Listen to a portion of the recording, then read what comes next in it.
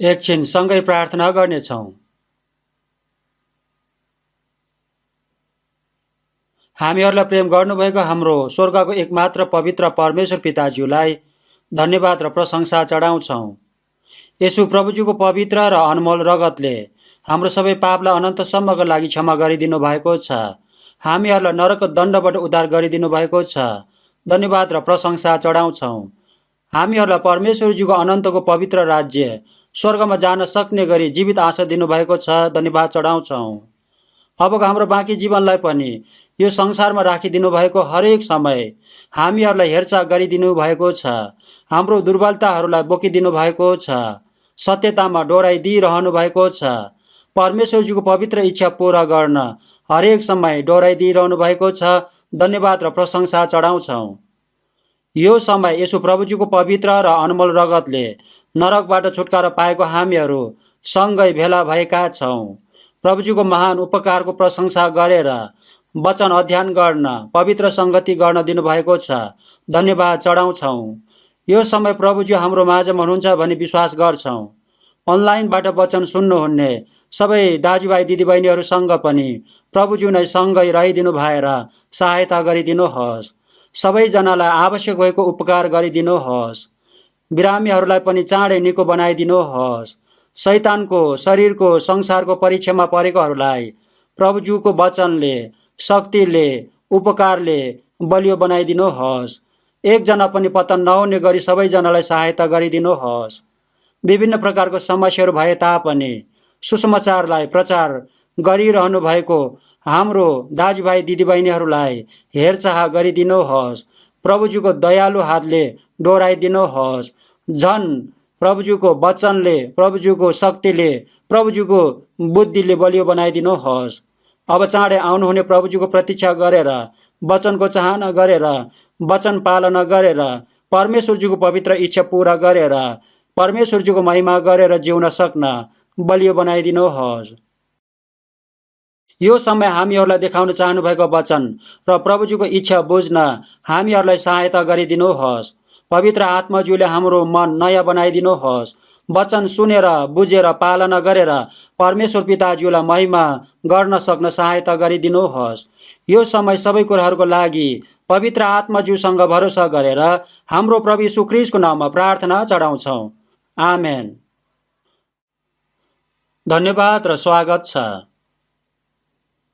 गलातीको पुस्तक 5 अध्यायको 22 पददेखि 23 पदसम्मको वचनलाई सँगै पढ्नेछौँ। गलातीको पुस्तक 5 अध्यायको 22 देखि 23 को वचन सँगै पढ्नेछौँ। गलाती 5 को 22 र 23 को वचन सँगै पढ्नेछौँ। सँगै पढौँ। तर पवित्र आत्माको फल चाहिँ प्रेम, आनन्द, शान्ति, धैर्य, दया, भलाइ, विश्वासता, नम्रता, संयम हुन्। यस्ता कुराहरूको विरुद्धमा कुनै व्यवस्था छैन। यतिसम्म मात्रै पढ्नेछौँ।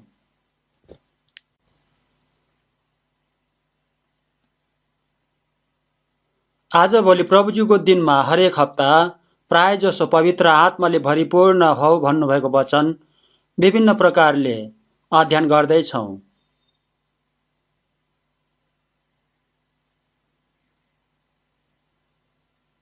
सबैभन्दा पहिलो महत्त्वपूर्ण कुरा चाहिँ मानिस पवित्र आत्माले नयाँ गरेर जन्मेको हुनै पर्छ।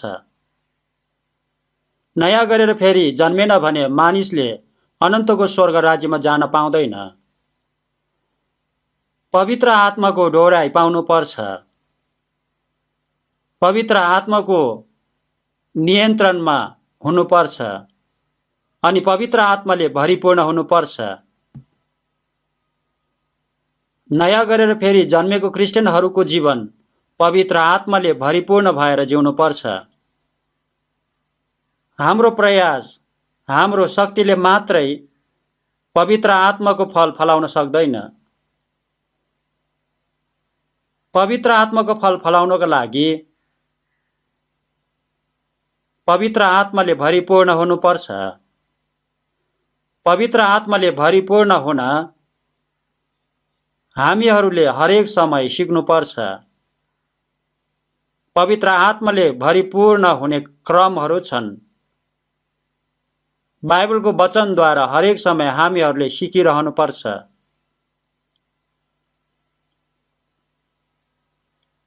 पवित्र आत्माले भरिपूर्ण भएपछि मात्रै पवित्र आत्माको फलहरू फल्न सकिन्छ। पवित्र आत्माको फलहरूको विषयमा हामीहरूले अब ठिकसँग बुझ्नुपर्छ। बाइबलको वचनद्वारा हरेक समय सिक्नुपर्छ। मत्तीको सुसमाचार 3 अध्यायको 8 देखि 12 पदको वचनमा बप्तिस्मा दिने यूहन्नाले इस्राएलीहरूको धर्मगुरुहरूलाई पश्चाताप सुहाउँदो फल फलाओ, अब्राहम नै हाम्रा पिता हुनुहुन्छ भनी आपसमा भन्ने नगर।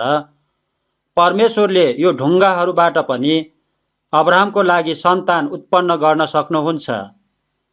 अहिले नै रुखको फेदमा बन्चरो परिसकेको छ। यसकारण असल फल नफलाउने हरेक रुख काटी ढालिन्छ र आगोमा फालिन्छ। अनि येशूज्यूले नै पवित्र आत्माले र आगोले बप्तिस्मा दिनुहुनेछ। उहाँको निफन्ने नाङ्लो उहाँकै हातमा छ। उहाँले आफ्नो खलालाई पुरै सफा पार्नुहुनेछ र आफ्नो गाउँ धनसारमा र भुस जति चाहिँ ननिप्ने आगोमा जलाउनुहुनेछ भन्नुभएको थियो। स्वर्गमा जाने फल र नरकमा जाने फलको विषयमा भन्नुभएको छ। असल फल धनसारमा जम्मा गर्नुहुन्छ, स्वर्गको ढुकुटीमा राख्नुहुन्छ। अनि भुस जति चाहिँ ननिप्ने आगोमा जलाउनुहुन्छ। नरकमा जानुपर्छ। भुसको पनि आकार हुन्छ, तर भित्रको मुख्य महत्त्वपूर्ण कुरा चाहिँ हुँदैन। मानिसहरू परमेश्वरजीको स्वरूपमा सृष्टि भएको प्राणी हो।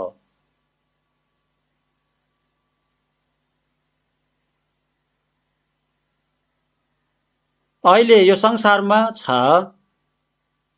तर ऊ भित्र परमेश्वरजीको जीवन र सत्य छैन।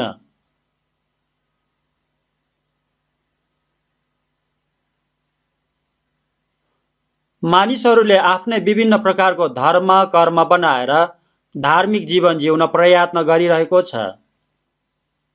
यहुदीहरूले चाहिँ हामी जन्मजात नै चुनिएको छानिएको जाति हो, अब्राहमको सन्तान हो, परमेश्वरजी हाम्रो पिताजी हो भनेर विश्राम दिन पालना गरेर मन्दिरमा भेला भएर परमेश्वरजीको आराधना गरेको थियो। यहुदीहरूले धेरै प्रयत्न गरेर व्यवस्थालाई ठिकसँग पालना गर्न खोजेको थियो। तर येशूजीले उनीहरूलाई तिमीहरूको पिता शैतानबाट जन्मेका हौ, तिमीहरू भुस हौ भन्नुभएको थियो।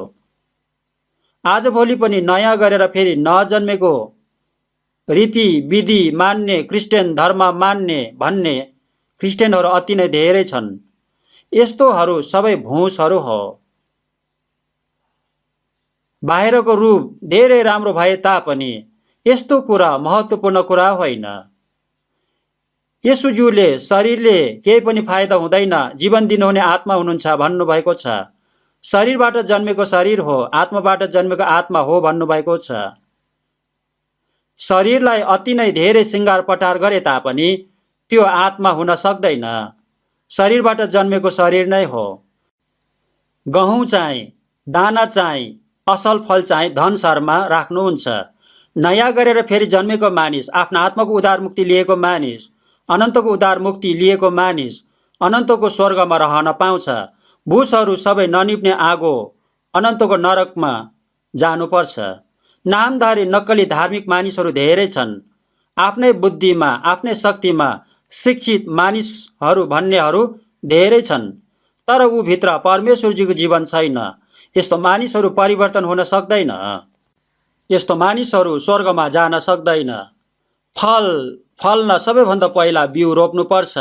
सबैभन्दा पहिला बिउ, त्यसपछि टुसा, त्यसपछि बाला, त्यसपछि दाना भनेर मर्कुसको पुस्तक 4 अध्यायको 27 देखि 28 पदमा भन्नुभएको छ। सबैभन्दा पहिला जन्मिनुपर्छ, त्यसपछि बढ्ने क्रम हुन्छ, त्यसपछि बलियो परिपाक्व हुन्छ। यो कुराहरूले स्वर्गमा जान सक्ने साक्षी दिन्छ, प्रमाण दिन्छ। मैले मेरो आत्माको उद्धार मुक्ति पाएको छु, अनन्तको मुक्ति पाएको छु भनेर आफ्नो मन परी जिउने मानिसहरू पनि स्वर्गमा जान नपाउने मानिसहरू हुन सक्छन्। नरकमै जानुपर्ने मानिस हुन सक्छन्। मलाई प्रभु प्रभु भन्नेहरू सबै स्वर्गमा प्रवेश पाउने छैन भन्नुभएको छ। मुखले मात्र प्रभु प्रभु भन्नेहरू धेरै छन्। नामधारी क्रिस्चियन धर्म मान्ने मानिसहरू यो संसारमा अति नै धेरै छन्। नयाँ गरेर फेरि नजन्मेको मानिस स्वर्गमा जान पाउँदैन भन्नुभएको छ। यूहन्नको सुसमाचार 3:3 मानिस नयाँ गरी जन्मेन भने उसले परमेश्वरजीको राज्य देख्न सक्दैन भनेर येशूजीले भन्नुभएको छ। बोर्न एगेन, फेरि नयाँ गरी जन्मिनुपर्छ भनेर इङ्ग्लिस भाषामा भन्नुभएको छ।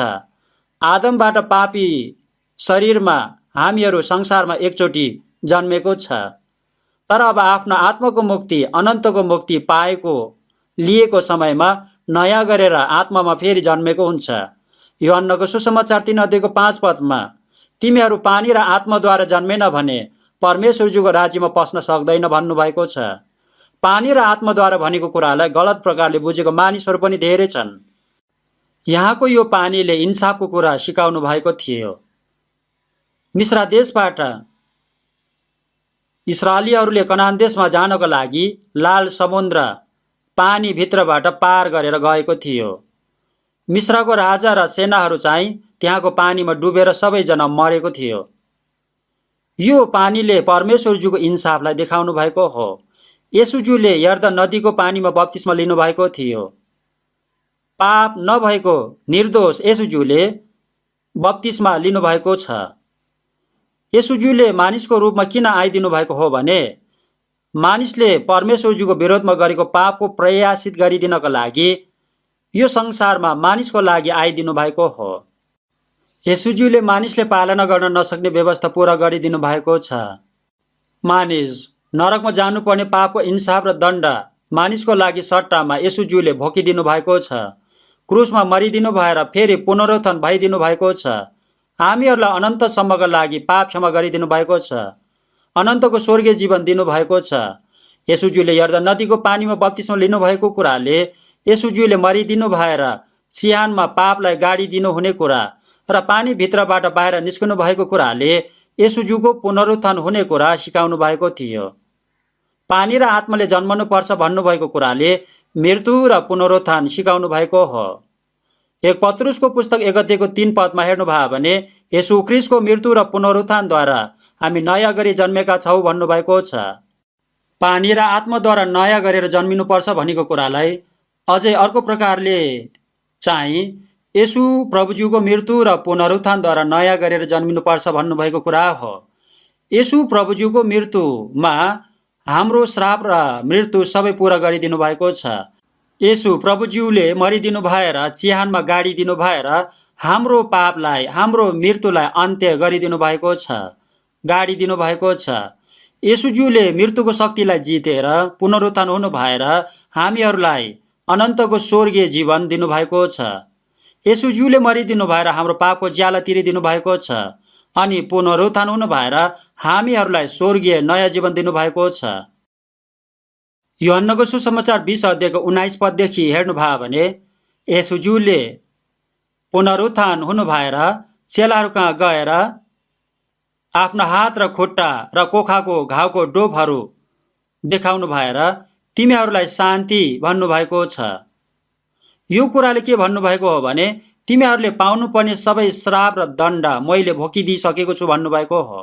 यशायाको पुस्तक 53:5 वचनमा उता हाम्रा अपराधहरूका निम्ति छेडियो, हाम्रा अधर्मका निम्ति उपेलियो, हामीमा शान्ति ल्याउने दण्ड उसमाथि पर्यो र उसको कोर्राको चोटले हामी निको भयौँ भन्नुभएको छ। निर्दोष येशूज्यूले छेडिएर, पेलिएर, कोर्राको चोट सहिदिनु भएर आफ्नो पवित्र र अनमोल रगत बगाइदिनु भएको कारण के हो भने हाम्रो पाप, हाम्रो श्राप दण्डलाई हटाइदिनु भएर हामीहरूलाई पवित्र बनाइदिन स्वर्गीय अनन्त जीवन दिनको लागि हो। यशायाको पुस्तक 57 अध्यायको 21 पदमा दुष्टलाई शान्ति हुँदैन भन्नुभएको छ। परमेश्वरज्यूको इन्साफमा, परमेश्वरज्यूको क्रोधमा पर्नेहरूलाई शान्ति हुँदैन। येशूज्यूले हात, खुट्टा र कोखाको घाउहरूको डोप देखाउनु भएको कारण के हो भने, मैले तिमीहरूले पाउने श्राप र दण्ड सबै भोगिसकेको छु। तिमीहरूले गरेको पापको ज्याला मैले तिरिसकेको छु। अब तिमीहरूले चिन्ता नगर भनेर देखाउनु भएको हो। मानिसको सबै पापको ज्याला तिरिदिइसकेको छु भनेर प्रमाण दिन येशूज्यूको पुनरुत्थान भएको छ। येशूज्यूले सास फुकिदिनु भएर पवित्र आत्मा ल्याऊ, जसको पाप तिमीहरू क्षमा गर्छौ तिमीहरूलाई क्षमा हुन्छ, र जसका पाप तिमीहरू क्षमा गर्दैनौ क्षमा हुने छैन भन्नुभएको छ। उत्पत्तिको पुस्तक 2 अध्यायको 7 पदमा परमप्रभु परमेश्वरले भूमिको माटोबाट मानिस बनाउनु भएर तिनको नाकमा जीवनको सास फुकिदिनु भयो र मानिस जीवित प्राणी भए भन्नुभएको छ। पवित्र आत्मालाई हावा परमेश्वरज्यूको सास, जीवनको सास भनेको छ। जीवन दिनुहुने आत्मा हो, शरीरले केही पनि फाइदा हुँदैन भन्नुभएको छ। परमेश्वरज्यूको जीवन, परमेश्वरज्यूको सास, परमेश्वरज्यूको आत्मा हालिदिनु भएको कारण मानिस जीवित प्राणी भएको हो। आदमले अपराध गरेको कारण आत्मा मरेको थियो। पहिलो मानिस आदम जीवित प्राणी भयो, अन्तिम आदम जीवन दिने आत्मा भयो भनेर 1 कोरिन्थीको पुस्तक 15 अध्यायको 45 पदमा भन्नुभएको छ। अन्तिम आदम येशू प्रभुज्यू मरेको आत्मालाई जीवित बनाइदिन आउनु भएको हो। येशू प्रभुज्यूले पुनरुत्थान हुनु भएर, सास फुकिदिनु भएर पवित्र आत्मा ल्याऊ भन्नुभएको छ। किन यो कुरा भन्नुभएको हो भने, हामीहरूको पापलाई क्षमा गरिदिनु भएको सत्य तथ्यलाई विश्वास गराएर पवित्र आत्मा दिनुहुने कुरालाई सिकाइदिनु भएको हो। नयाँ गरेर फेरि जन्मिनु पर्छ, आत्माको मुक्ति, अनन्तको मुक्ति लिनुपर्छ भनेको कुरा एउटै कुरा हो।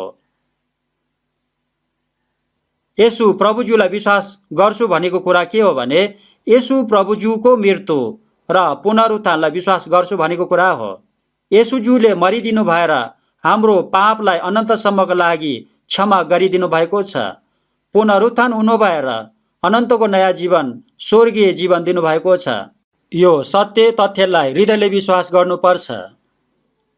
आत्माको उद्धार मुक्ति लिएको समयमा येशूज्यूले गरिदिनु भएको सबै सत्य तथ्य कामलाई हामीहरूले विश्वास गरेको छ। पवित्र आत्माले नयाँ गरेर जन्मनै पर्छ। पवित्र आत्माले नयाँ गरेर नजन्मेको मानिस पवित्र आत्माले भरिपूर्ण हुन सक्दैन। नयाँ जन्मको विषयमा केही पनि नजानेको मानिसहरू पनि पवित्र आत्माले भरिपूर्ण भएको छ। तिमीहरू पनि पवित्र आत्माले भरिपूर्ण हुनुपर्छ भन्ने मानिसहरू छन्। यसकारण एकान्त ठाउँमा जङ्गलमा गएर पनि परमेश्वर पिताज्यू पवित्र आत्मा दिनुहोस्, पवित्र आत्मा आउनुहोस् भनेर रोएर, कराएर, चिच्याएर प्रार्थना गर्ने मानिसहरू पनि धेरै छन्। यस्तो मानिसहरूलाई परमेश्वर पिताज्यूले होइन, शैतानले, शैतानको दुष्ट आत्मा दिएको छ। पवित्र आत्मा पायो, पवित्र आत्माले भरिपूर्ण भयो भनेर रुने, कराउने, चिच्याउने, उफ्रिने, विभिन्न प्रकारको व्यवहारहरू देखाउने मानिसहरू धेरै छन्। पवित्र आत्माद्वारा नयाँ गरेर नजन्मेको मानिस पवित्र आत्माले भरिपूर्ण हुनै सक्दैन। आत्माको उद्धार मुक्ति, अनन्तको उद्धार मुक्ति लिएको मानिसको हृदयमा पवित्र आत्माज्यू आउनु भएर बास गर्नु भएको छ। गलातीको पुस्तक 3 अध्यायको 2 पदमा हेर्नुभयो भने, तिमीहरूले विश्वास गरेको समयमा पवित्र आत्मा पाएका छौ भन्नुभएको छन्। परमेश्वरज्यूको अनुग्रह, उपकार बुझ्न पनि पवित्र आत्माज्यूले सहायता गरिदिनु भएको हो। त्यसपछि बुझेर सत्यतामा विश्वास गरेको मानिसभित्र उहाँ बास गर्नुभएको छ। पवित्र आत्माद्वारा नयाँ जन्म र पवित्र आत्मा मेरो हृदयमा आउनु भएको कुरालाई विश्वास गर्नै पर्छ।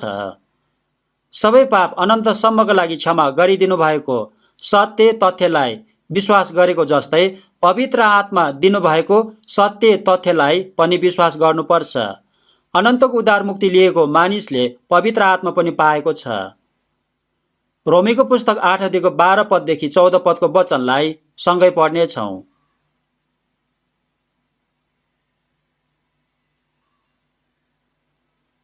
रोमीको पुस्तक 8 अध्यायको 12 देखि 14 पदको वचनलाई सँगै पढ्नेछौँ।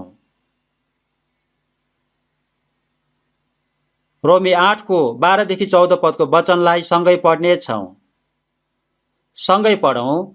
यसैले त भाइ हो, पापमय स्वभाव अनुसार जिउनलाई हामी पापमय स्वभावप्रति बाध्य छैनौँ, किनकि पापमय स्वभाव अनुसार जिउँछौँ भने तिमीहरू मर्छौ।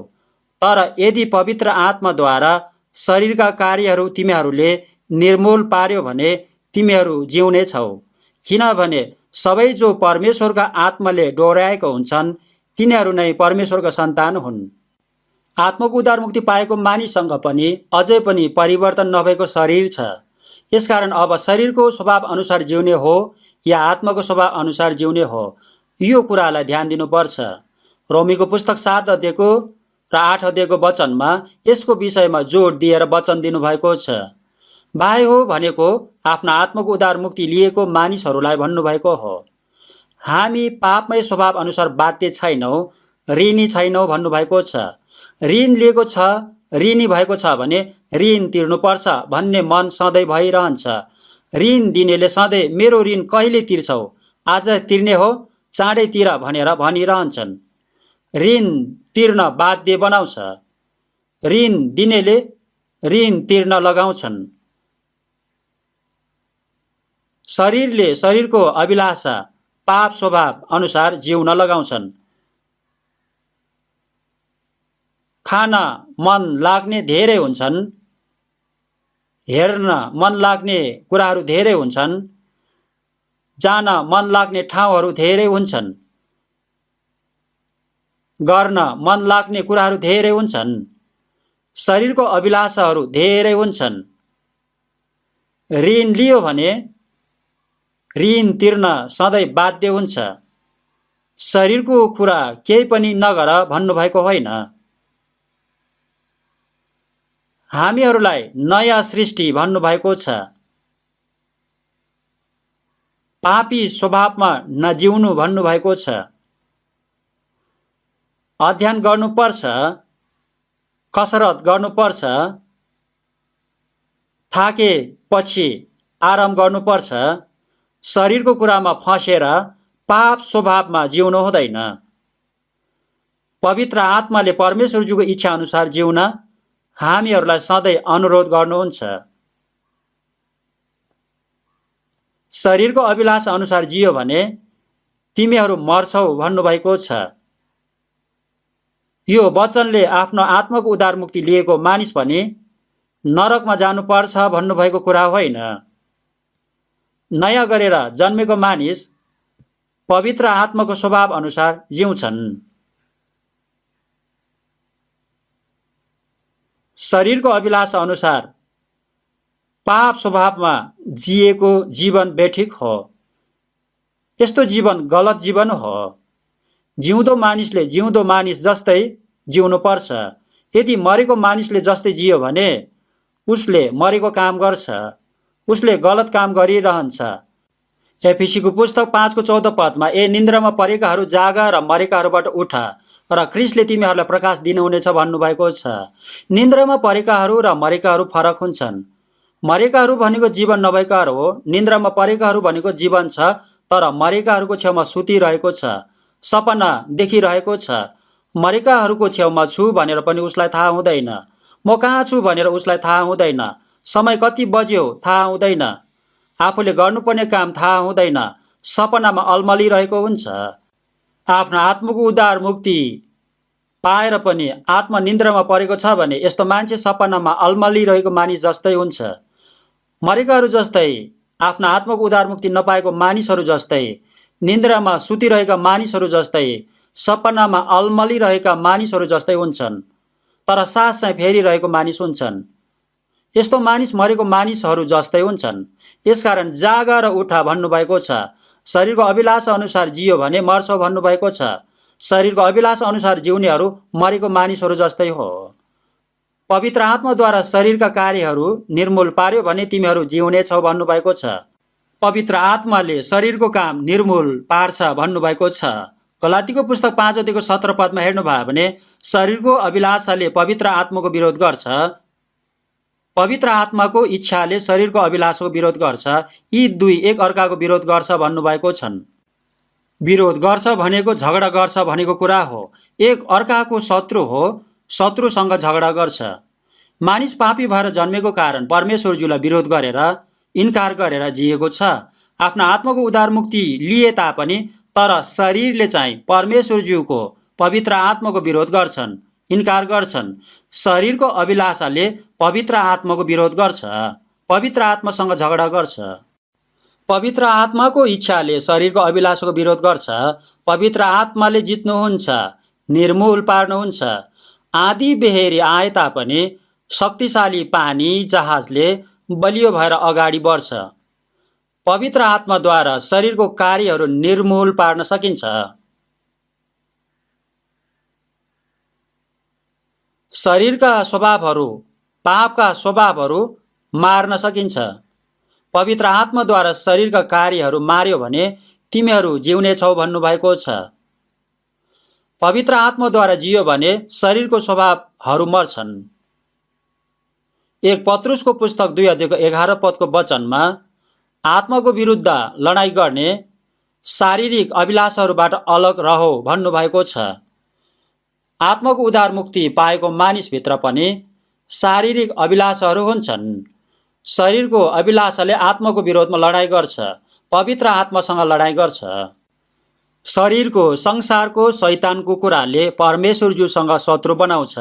शत्रु भनेको विरोधी हो, विरोध गर्छ, लडाईँ गर्छ। परमेश्वरज्यूसँग शत्रु भयो भने के हुन्छ होला? यो धेरै डरलाग्दो कुरा हो। शरीरको अभिलाषहरू धेरै बलियो हुन्छ। आत्माद्वारा शरीरको कार्यहरू मार्यो भने, निर्मूल पार्यो भने जिउनेछ भन्नुभएको छ। आत्माले शरीरको, संसारको कुराहरूसँग जित्न सकिन्छ। गलातीको पुस्तक 5 अध्यायको 16 पदमा पवित्र आत्मामा हिँड र पापमय स्वभावको लालसा पूरा नगर भन्नुभएको छ। पवित्र आत्माद्वारा हिँड्यो भने शरीरको अभिलाषालाई जित्न सकिन्छ। शरीर र आत्माको लडाईँ हुन्छ। यो कुरालाई हरेक समय आफ्नो आत्माको उद्धार मुक्ति लिएको क्रिस्चियनहरूले याद गर्नुपर्छ। गलातीको पुस्तक 5 अध्यायको 25 पदमा हामी पवित्र आत्माद्वारा जिउँछौँ भने आत्माकै अनुसार हिँडौँ भन्नुभएको छ। पवित्र आत्माद्वारा नयाँ गरेर जन्मेको हो भने अनि पवित्र आत्माद्वारा जिउँछौँ भने पवित्र आत्मा अनुसार हिँड्नुपर्छ। पवित्र आत्माद्वारा हाम्रो आत्मा जीवित भएको छ। पवित्र आत्मा हामी भित्र हुनुहुन्छ। पवित्र आत्मा अनुसार हिँड भन्नुभएको छन्। क्रिस्चियन जीवन पवित्र आत्मा अनुसार जिउने, हिँड्ने जीवन हो। आत्माद्वारा नयाँ गरेर नजन्मेको मानिसहरू आफ्नै इच्छा चाहना अनुसार आफ्नै मन परी जिउँछन्। कुनै मानिस अति नै धेरै खराब हुन्छन्, कुनै मानिस चाहिँ अलिकति थोरै खराब हुन्छन्, कुनै मानिस धेरै असल हुन्छन्, कुनै मानिस अलिकति असल हुन्छ। अलिकति यसरी फरक हुन्छ। तर सबैजना शारीरिक, सांसारिक पाप स्वभावको हुन्छ। असल, राम्रो भन्दैमा आत्मा हुन सक्दैन, स्वर्गमा जान सक्दैन। पवित्र आत्माद्वारा जिउँछौ भने पवित्र आत्मा अनुसार हिँडौँ भन्नुभएको छ। संसारको, शरीरको, व्यर्थको आदर महिमाको खोजले एक आपसमा झै झगडा अमेल हुन्छ। यो मानिस ठिक क्रिस्चियन हो कि होइन भनेर बुझ्न उसको कुरा मात्र सुनेर थाहा पाउन सक्दैन। गवाई मात्र सुनेर राम्रोसँग चिन्न सक्दैन। कतिपय मानिसहरूले उसको हृदयमा नभएको कुरा गवाईमा बनाएर राम्रोसँग बोल्छन्। बालकहरूलाई गवाई दिन लगायो भने आफूभन्दा अगाडिकोले दिएको जस्तै नक्कल गरेर बोल्छन्। ठुलो मानिसहरूले पनि यसरी गर्छ। गवाई दिन सिकेर मिलाएर सुन्ने मानिसलाई मन पर्ने गरी गवाई दिन्छ, तर उसको हृदयमा त्यो कुरा हुँदैन। यस जातिले मलाई ओठले मात्रै आदर गर्छ, तर तिनीहरूको हृदय मबाट टाढा छ भन्नुभएको छ। यो कुराले के भन्नुभएको हो भने झुट्टा, नक्कली भन्नुभएको हो, पाखण्डी, ढङ्गी भन्नुभएको हो। नयाँ गरेर जन्मेको मानिसले पनि पाखण्डी ढङ्गी व्यवहार गर्न सक्छन्, नक्कली काम गर्न सक्छन्। भक्तिको भेष धारण गरेर शक्तिलाई चाहिँ इन्कार गर्ने मानिसहरू पनि हुन सक्छन्। यस्तो जीवन घिनलाग्दो खराब जीवन हो, श्रापित जीवन हो, नमिल्ने जीवन हो।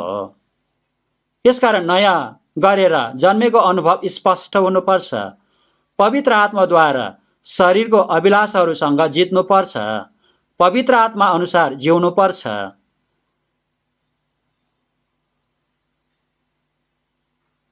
क्रिस्चियन जीवन विश्वासी जीवन जिउने पद्धति छ, तरिका छ। स्याउको बोट रोपेपछि तुरुन्तै स्याउ फल्दैन। पहिला बलियो भएर बढ्नुपर्छ। असल बोटले असल फल फलाउँछ। रोमीको पुस्तक 8 अध्यायको 9 पदमा ख्रिस्टको आत्मा नभएको मानिस ख्रिस्टको मानिस होइन भन्नुभएको छ। मानिसहरूले मण्डलीमा जाने मानिसहरूलाई क्रिस्चियन भन्ने गर्छन्। क्रिस्चियन भनेको उसको हृदयमा जीवित येशू ख्रिस्ट जिउनु भएको मानिस हो। क्रिस्चियन भनेर सम्बोधन पाउनका लागि हृदयमा हुनुभएको जीवित येशू ख्रिस्टको जीवन र गुणहरू बाहिर देख्नुपर्छ। क्रिस्चियन भएर सम्बोधन पाउनका लागि जीवित येशू ख्रिस्टको जीवन र येशू ख्रिस्टको पवित्र गुण सबै मानिसहरूले देख्न सक्ने गरी, बुझ्न सक्ने गरी देखाउन सक्नुपर्छ। आत्माको उद्धार मुक्ति पाएपछि तुरुन्तै स्वर्गदूत जस्तै हुँदैन, तर प्रत्येक दिन झन झन नयाँ भएर बलियो भएर पवित्रकरण हुँदै बलियो हुनुपर्छ। झन झन परिवर्तन भएर बढ्नुपर्छ। त्यसपछि पवित्र आत्माको फल फलाउँछन्। 2 कोरिन्थीको पुस्तक 5 अध्यायको 17 पदको वचनलाई सँगै पढ्नेछौँ। 2 कोरिन्थीको पुस्तक 5 अध्यायको 17 पदको वचन सँगै पढ्नेछौँ।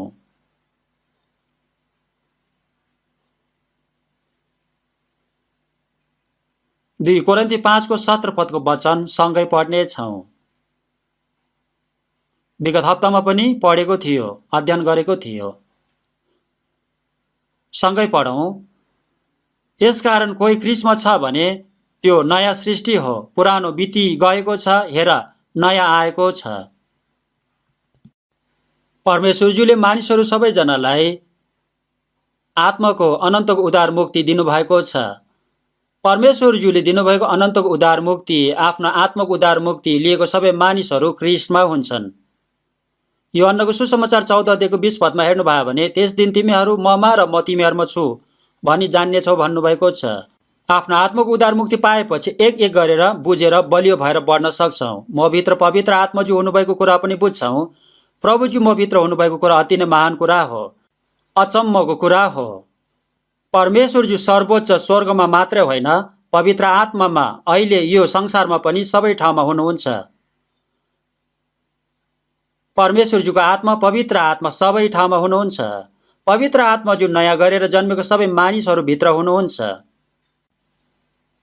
अनन्तको उद्धार मुक्ति, आफ्ना आत्माको उद्धार मुक्तिको निश्चित बनाइदिनु हुने व्यक्ति पवित्र आत्माज्यू हो। पवित्र आत्माज्यूले मानिसको हृदयमा वास गर्नु भएर मानिसको स्वभावलाई परिवर्तन गरिदिनुहुन्छ, मन परिवर्तन गरिदिनुहुन्छ, चरित्र परिवर्तन गरिदिनुहुन्छ।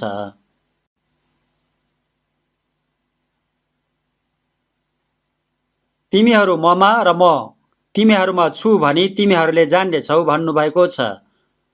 म प्रभुज्यूमा र प्रभुज्यू ममा हुनुहुन्छ। कोही ख्रिस्टमा छ भने त्यो नयाँ सृष्टि हो भनेको कुरा के हो भने परमेश्वरज्यूले फेरि नयाँ गरेर सृष्टि गरिदिनु भएको सृष्टि हो भनेको हो। हामी नयाँ सृष्टि हो, इङ्ग्लिसमा न्यू क्रिएसन, नयाँ सृष्टि भएको छ भन्नुभएको छन्। के नयाँ भएको हो यो कुरा बुझ्नुपर्छ। हेर पुरानो बिति गएको छ भन्नुभएको छन्। अब भनेको आफ्नो आत्माको उद्धार मुक्ति पाएपछिको समयको कुरालाई भन्नुभएको कुरा हो। पुरानो बिति गएको छ, हेर सबै कुरा नयाँ भएको छ भन्नुभएको छन्। हेर भनेको कुरा सावधान बनाउन वा ध्यान दिन लगाउन प्रयोग गरेको कुरा हो। आएर हेर भनेर येशूज्यूको साक्षी फिलिपले नथानेललाई दिएको थियो। आऊ र हेर भनेको थियो। हेर सबै कुरा नयाँ भएको छ भनेको कुरा परमेश्वरज्यूलाई पनि अनि अरू मानिसहरूलाई पनि देखाउनु पर्छ भनेको कुरा हो। मैले नयाँ जन्म पाएको छु भन्ने सत्य तथ्य, मैले अनन्तको आत्माको उद्धारमुक्ति पाएको छु भन्ने सत्य तथ्य, प्रभुजी म भित्र हुनुहुन्छ भन्ने सत्य तथ्य आफूभित्र मात्र राख्ने कुरा होइन, यो कुरालाई सबैलाई देखाउन सक्नुपर्छ। हेर, सबै कुरा नयाँ भएको छ, पुरानो बिति गएको छ भनेर सबैलाई भन्न सक्नुपर्छ, देखाउन सक्नुपर्छ। यो अति नै महत्त्वपूर्ण मुख्य कुरा हो। येशू प्रभुज्यूले मानिसको सबै पापलाई अनन्तसम्मको लागि क्षमा गरिदिनु भएको छ, हरण गरिदिनु भएको छ, पापको ज्याला तिरिदिनु भएको छ। यो सत्य तथ्यलाई विश्वास गर्नेहरू नयाँ भएको छ, पुरानो बिति गएको छ। यूहन्नाको सुसमाचार 5:24 वचनमा हेर्नु भयो भने, साँच्चै म तिमीहरूलाई भन्दछु, जसले मेरो वचन सुन्छ र मलाई पठाउनु हुनेमाथि विश्वास गर्छ त्यससित अनन्त जीवन छ, त्यो न्यायमा आउँदैन तर मृत्युदेखि त्यसले जीवनमा प्रवेश गरेको छ भन्नुभएको छन्। हामीहरूले आफ्नो आत्माको अनन्तको उद्धारमुक्ति लिएपछि अनन्त जीवन पाएको छ, न्यायमा पर्नु पर्दैन। जहिले जसरी मरे पनि स्वर्गमा जान पाउँछ। नरकमा जानै पर्ने मानिसले अब स्वर्गमा जान पाएको छ। शैतानको सन्तान भएको मानिसले अब परमेश्वरज्यूको सन्तान हुन पाएको छ, परमेश्वरज्यूको स्वर्गको हकदार भएको छ, धन्यको आशा पाएको छ। येशू ख्रीष्टको पुनरुत्थानद्वारा जीवित आशा, महिमित आशा, अनन्तको आशा पाएको छ। आत्माको अनन्तको उद्धारमुक्ति पाउनुभन्दा अगाडि यस्तो आशा थिएन। सांसारिक शारीरिक मानिसहरू पैसा धेरै कमाउँछु, धनी हुन्छु भन्ने आशाले दुःख परिश्रम गरेर पैसा कमाएर धनी भएर अनि मर्छ। यस्तो आशा धन्यको आशा होइन। एकै दिनमा एकै क्षणमा यस्तो कुराहरू नष्ट हुन्छन्। यस्तो आशा नक्कली, झुट्टा, व्यर्थको आशा हो। स्वर्गको, धन्यको, महिमाको जीवित आशा नभएको मानिसहरूले नष्ट भएर जाने संसारको व्यर्थको आशामा जिइरहेको छ। भजन सङ्ग्रहको पुस्तक 39:6 र 7 वचनमा दाउदले, मानिस छाया जस्तै मात्र हिँडडुल गर्छ, त्यसले व्यर्थमा हलचल गर्छ, त्यसले धन सम्पत्ति थुपार्छ, तर त्यो बटुल्ने को हुन्छ त्यसलाई थाहा छैन।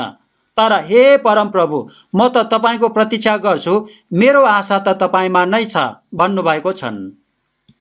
आफ्नो आत्माको उद्धारमुक्ति, अनन्तको उद्धारमुक्ति पाउने बित्तिकै तुरुन्तै स्वर्गको आशा निश्चित हुन्छ। अनन्तको, धन्यको, महिमित जीवित आशाको निश्चित हुन्छ। अनिश्चित आशा होइन, निश्चित आशा हुन्छ। मृत्यु पछिको अनन्तको, महिमित स्वर्गको आशा निश्चित हुन्छ, जीवित आशा हुन्छ। जीवित आशा, स्वर्गको अनन्तको आशा पाएको मान्छेको जीवनको उद्देश्य निश्चित हुन्छ। विगत समयमा नष्ट भएर जाने कुराहरूको लागि जिएको थियो। मानिसहरूले खोजेको, मानिसहरूको सबै कुराहरू परमेश्वरज्यूले सोलोमनलाई दिनुभएको थियो। सोलोमनले पाएर उपभोग गरेको थियो। संसारको सबै कुराहरू अनुभव गरिसकेपछि सोलोमनले के भन्नुभएको छ भने, व्यर्थै व्यर्थ, व्यर्थ, पूर्ण रूपमा व्यर्थ, सबै व्यर्थ भन्नुभएको छ। देखेर आँखा कहिले सन्तुष्ट हुँदैन, न त सुनेर कान तृप्त हुन्छ भन्नुभएको छ।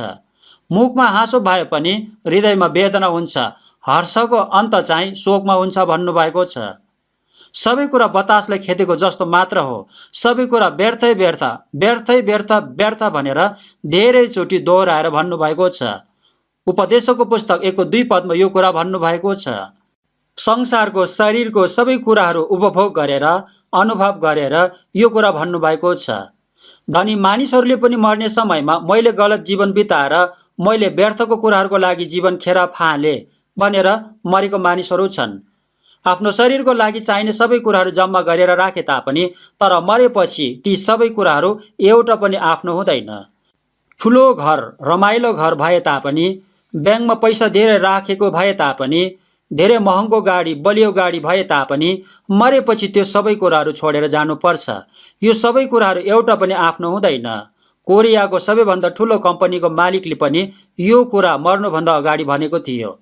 आफ्नो आत्माको उद्धारमुक्ति नपाएको मानिसहरूले, अनन्तको नरकमा जानुपर्ने मानिसहरूले यस्तो कुराहरू गरेको छ।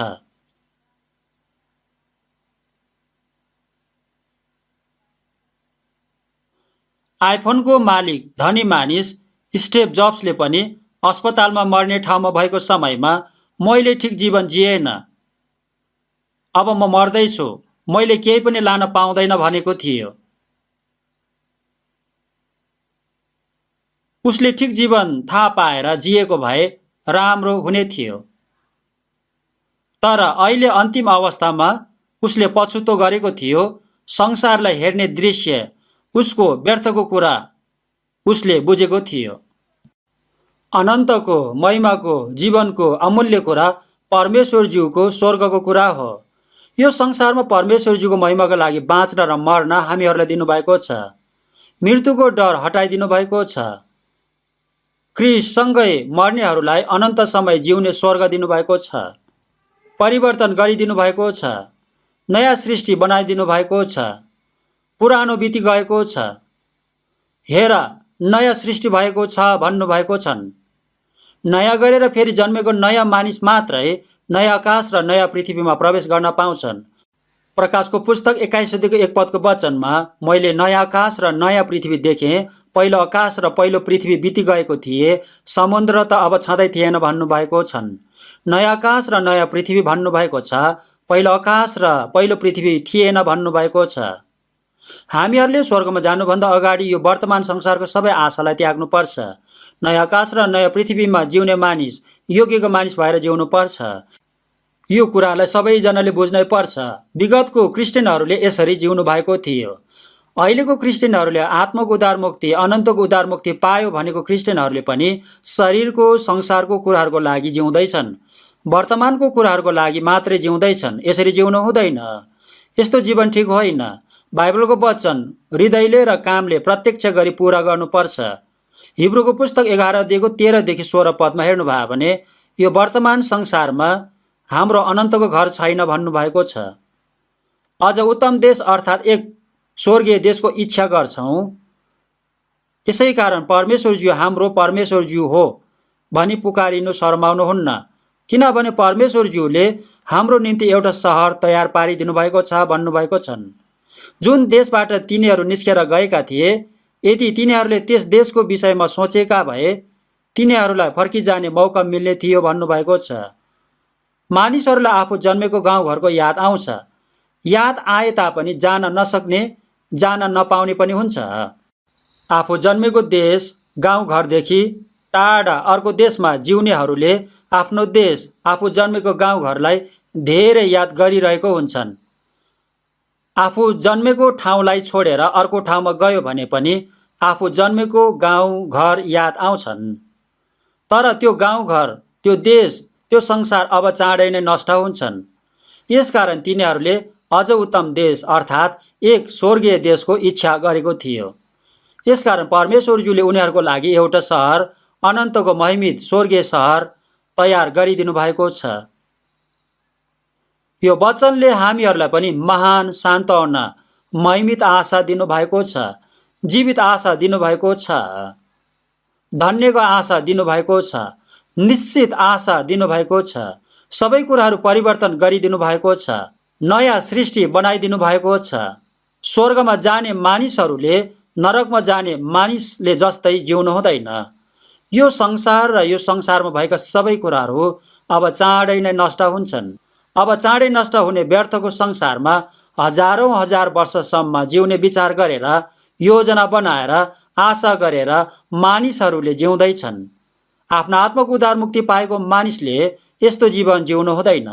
आफ्नो जीवनको मूल्य र महत्त्वलाई टिप्पणी गरेर, याद गरेर जिउनु पर्छ। मेरो आशा, मेरो इच्छा, चाहना, जीवनको उद्देश्यलाई ध्यान दिएर जिउनु पर्छ। यो कुराको लागि जिएर मर्यो भने पनि राम्रो हुन्छ, ठिक हुन्छ भन्ने कुरा के हो, ध्यान दिनुपर्छ। मैले कसरत गर्न जाने समयमा केही भनाइहरू लेखेर राखेको कुराहरू पढेको थियो। यो कुराहरू फुटबलको प्रशिक्षक हेडिङले लेखेको कुराहरू जस्तो थियो। आफूले गर्नुपर्ने कामको लागि आफ्नो प्राण पनि दिने मानिस परिपक्व, उत्कृष्ट, सफल खेलाडी हो। यसरी गर्न नसक्ने मानिस अपरिपक्व, असफल खेलाडी हो भनेर लेखेर राखेको थियो। खेलाडीहरूले जित्नको लागि, उत्कृष्ट खेलाडी बन्नको लागि म मर्नु परे पनि ठिकै छु भनेर तालिम गरेर संयमताको साथ खेल खेल्छन्। वास्तवमा चाहिँ यस्तो कुरा पनि अनन्तको अमूल्य, महत्त्वपूर्ण कुरा होइन। त्यस्तो कुराहरू अनन्त जीवनको कुराहरू होइन। कुनै मानिसहरू रमाउनका लागि, जित्नका लागि हिमालको टुप्पाहरूमा पनि जान्छन्। त्यहाँ गएको कारण मर्ने मानिसहरू पनि धेरै छन्, तर फेरि पनि जान्छन्। हिउँले हात खुट्टाको औँलाहरू कुहे तापनि फेरि पनि त्यहीँ जान्छन्। उनीहरू अर्को काम नभएको मानिसहरू जस्तै त्यस्तो कामहरू दोहोऱ्याएर गरिरहेको हुन्छ। यदि हिमालको टुप्पोहरू हेर्न मन छ भने त्यसरी नगए पनि हुन्छ। सुरक्षासँग हेलिकप्टरमा गएर सुरक्षासँग फर्केर आउन पनि सकिन्छ नि। हिमालमा हिँडेर जाने बानी भएको मानिसहरूले विभिन्न बहाना बनाएर आफ्नो परिवारलाई झुट्टा कुरा गरेर पैसा लगेर खर्च गरेको हुन्छन्। यस्तो मानिसहरूले पनि ठिक होसमा जिउँदैनन्। आफ्ना आत्माको उद्धार मुक्ति पाएको मानिसहरूले, नयाँ गरेर फेरि जन्मेको मानिसहरूले होसमा ठिक कुराको लागि ध्यान दिएर जिउनु पर्छ। शरीरको लागि, संसारको लागि, पैसाको लागि, मान सम्मानको लागि, सांसारिक प्रख्यातको लागि जिउनु हुँदैन। सांसारिक नेताहरूले यो संसारमा जिउनको लागि सबै प्रकारको प्रयत्नहरू गरिरहेको छ। यदि क्रिस्चियनहरूले पनि परमेश्वरजीको वचनलाई ध्यान दिएन भने गलत विचार, गलत काम गरेर जिउने मानिस हुन सक्छन्। हामीहरूले पाएको समय, हामीहरूले पाएको सम्पत्ति, हामीहरूको जवान, स्वतन्त्र अवस्था, सबै कुराहरू 100% परमेश्वरजीको महिमाको लागि प्रयोग गर्नुपर्छ। कतिपय मानिसहरूले यस्तो सबै कुराहरू कुकुरको लागि प्रयोग गरिरहेको छ। मैले कसरत गर्न गएको समयमा बालक राखेर गुडाउने ठेला गाडीमा कुकुरको बच्चा राखेर गुडाइरहेको मानिसहरू धेरैलाई देखेको छु। अहिले अचम्मको मानिसहरू झन धेरै हुँदैछन्। कुकुरसँग जिउने मानिसहरू झन धेरै बढ्दैछन्। मानिसहरूले पशुलाई पनि घर पालुवा प्रेम गर्ने पशु भनेर अति नै गलत प्रेम गरिरहेको छ। समय, पैसा, मन, प्रेम सबै कुरा पशु कुकुरलाई प्रयोग गरिरहेको छन्। मानिसहरूले अब पशुसँगै जीवन बिताउन खोजिरहेको छन्। परमेश्वरज्यूको महिमाको लागि जिउनु पर्ने जीवन, मानिसहरूको आत्मा खोजेर बचाउनका लागि जिउनु पर्ने जीवन यसरी खेर फाल्दैछन्। यस्तो मानिसहरू धेरै छन्। कुनै मानिसले कुकुरको कारण संयुक्त बाइबल गोष्ठीमा पनि जान सकेको छैन। यस कारणले संयुक्त बाइबल गोष्ठी गर्ने ठाउँमा कुकुरको लागि होटेल बनाउन अनुरोध गरेको थियो, तर हुँदैन भन्नुभएको छ। कुकुरको होटेल बनाउन मानिसको लागि भन्दा धेरै गाह्रो हुन्छ अरे, समस्या हुन्छ अरे भन्नुभएको छ। यस कारणले पशुसँग यस्तो व्यवहार गर्नु हुँदैन। पशुसँग यस्तो व्यवहार गर्नेहरूले पश्चाताप गर्नुपर्छ। मानसिक रोगको उपचारको लागि पाल्न बाहेक पशुको लागि सबै कुरा यसरी खेर फाल्नु हुँदैन।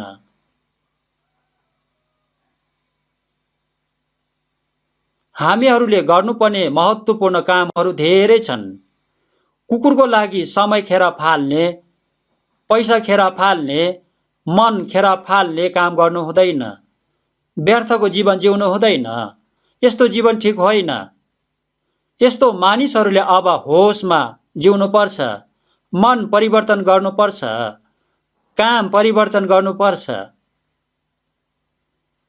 यसरी भने तापनि मलाई त कुकुर नै मनपर्छ भन्ने मानिसहरू पनि छन्। यस्तो मानिसहरूले यो कुरा ठिक हो कि होइन भनेर परमेश्वरज्यूसँग प्रार्थना गर्नुहोस्। परमेश्वरज्यूलाई यो काम ठिक हो कि होइन भनेर सोध्नुहोस्। आत्माको उद्धार मुक्ति पाएको क्रिस्चियनहरूले अब ठिक जीवन, शाबास पाउने जीवन जिउनु पर्छ। परमेश्वरज्यूको महिमाको लागि जिउनु पर्छ। परमेश्वरज्यूको वचन अनुसार जिउनु पर्छ। आत्माको उद्धार मुक्ति पाएको मानिसहरू नयाँ सृष्टि भएको छ। यसकारण अब हरेक कुराहरूमा नयाँ भएर, योग्यको भएर जिउनु पर्छ। परमेश्वरज्यूको सन्तानको दर्जा पाएको छ। परमेश्वर पिताजीको घर मेरो घर भएको छ। यूहन्नाको सुसमाचार 14 अध्यायको 2 पदको वचनमा मेरो पिताको घरमा बस्ने ठाउँहरू धेरै छन् भन्नुभएको छ। रोमीको पुस्तक 8 अध्यायको 16 र 17 पदको वचनमा हामी परमेश्वरज्यूका सन्तान हौ, परमेश्वरज्यूको उत्तराधिकारी हौ, ख्रीष्टसँग साझे उत्तराधिकारी हौ भन्नुभएको छ। हामीहरूलाई नयाँ सृष्टि बनाइदिनु भएको छ। कलसीको पुस्तक 3:7 पदको वचनलाई सँगै खोलेर पढ्नेछौँ। कलसीको पुस्तक 3:7 पदको वचनलाई सँगै पढ्नेछौँ।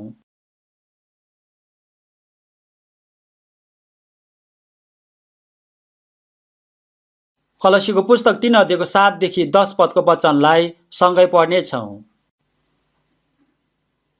कलसी 3:7 को वचन सँगै पढ्नेछौँ। सँगै पढौँ। तिमीहरू पनि यी कुरामा रहँदा अघि एक समय यस्तै कुरामा चल्दथ्यौ, तर अब तिमीहरूले पनि यी सबै कुरा त्याग, रिस, क्रोध, डाहा, निन्दा, आफ्नो मुखबाट निस्केको फोहोर बोली, एउटाले अर्कोलाई नढाँट, किनकि पुरानो स्वभाव त्यसका चाल समेत तिमीहरूले त्यागेका छौ र नयाँ स्वभाव धारण गरेका छौ, जो आफ्नो सृष्टिकर्ताको रूप अनुसार ज्ञानमा नयाँ भइरहेको छ। यतिसम्म मात्रै पढ्नेछौँ।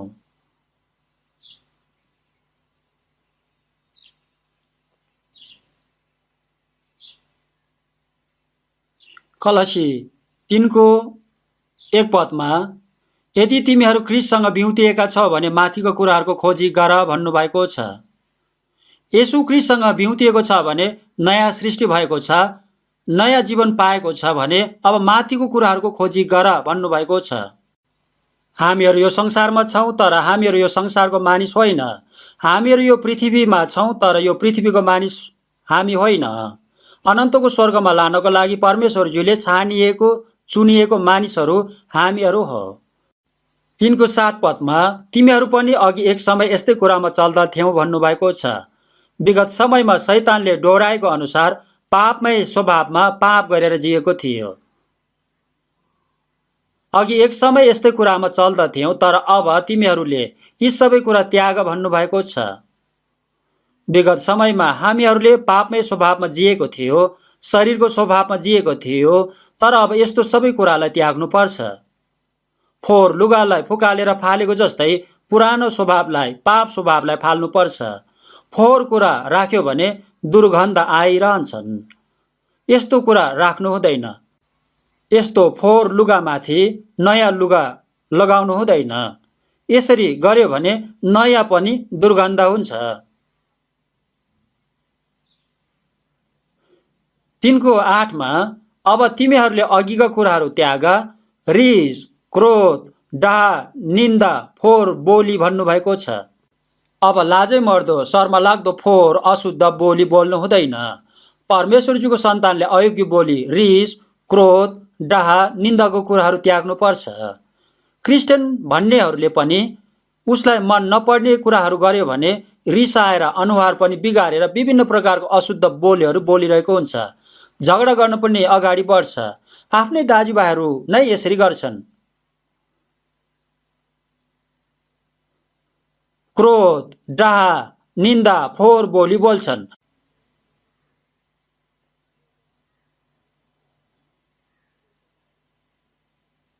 आफ्नो मन परी गर्न पाएन भने यस्तो फोहोर काम गर्छन्। यस्तो कुराहरूले परमेश्वरज्यूको विरोध गर्छ। परमेश्वरज्यूको महिमा हुँदैन। फोहोर बोली नबोल, एकले अर्कोलाई झुटा नबोल भन्नुभएको छ। किन एकले अर्कोलाई झुटा नबोल भनेको हो भने आफूलाई अर्कोलाई परमेश्वरज्यूलाई धोका नदेऊ भन्नुभएको कुरा हो।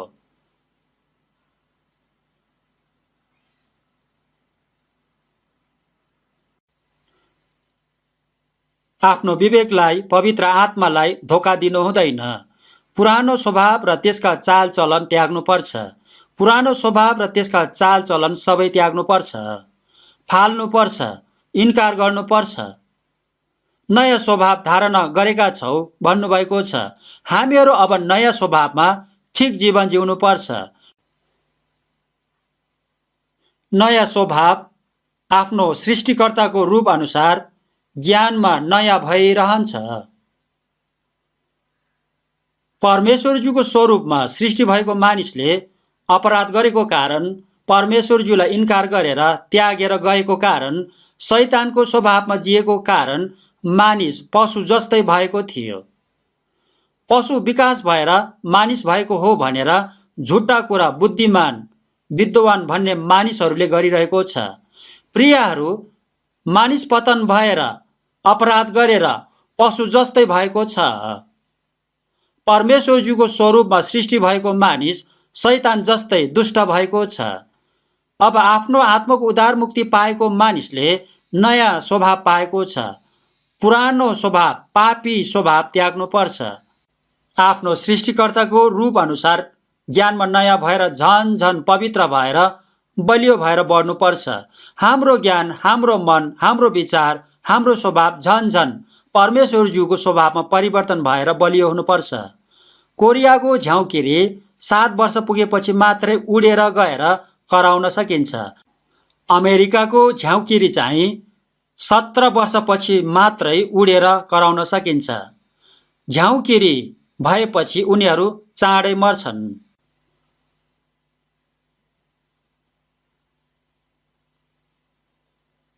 मानिसले आफ्नो आत्माको अनन्तको उद्धार मुक्ति पाएपछि बोली, व्यवहार, सबै चालचलन झन झन परिवर्तन भएर येशू ख्रीष्ट जस्तै हुँदै बलियो भएर बढ्न सकिन्छ। परमेश्वरजीको स्वभाव जस्तै हुँदै झन झन बलियो भएर परिवर्तन हुन्छ। येशू ख्रीष्टको आगमन भएपछि हाम्रो शरीर पनि तुरुन्तै येशू प्रभुजीको जस्तै परिवर्तन हुन्छ। यस्तो परिवर्तन सबैजना हुनुपर्छ। झ्याउकिरी तुरुन्तै झ्याउकिरी भएको होइन।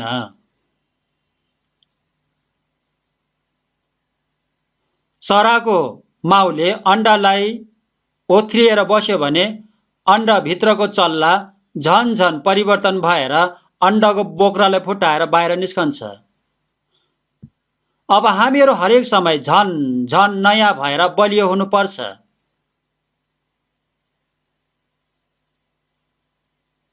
एफिसीको पुस्तक 5 अध्यायको 8 पदको वचनलाई सँगै पढ्नेछौँ। एफिसी 5 को 8 पदको वचन सँगै पढ्नेछौँ।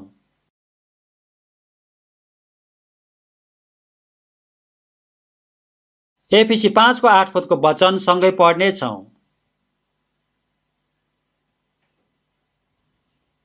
सँगै पढौँ। किनकि एकपल्ट तिमीहरू अन्धकारमा थियौ, तर अब प्रभुमा तिमीहरू उज्यालो भयौ। ज्योतिको सन्तान झैँ हिँडडुल गर। तिमीहरू अघि अन्धकारमा थियौ, तर अब प्रभुमा उज्यालो भयो। ज्योतिको सन्तानले झैँ हिँडा भन्नुभएको छन्। कलसीको पुस्तक 1 अध्यायको 13 पदमा पनि उहाँले हामीलाई अन्धकारको राज्यबाट छुटाउनु भएर आफ्ना प्रिय पुत्रको राज्यमा सार्नु भएको छ भन्नुभएको छन्।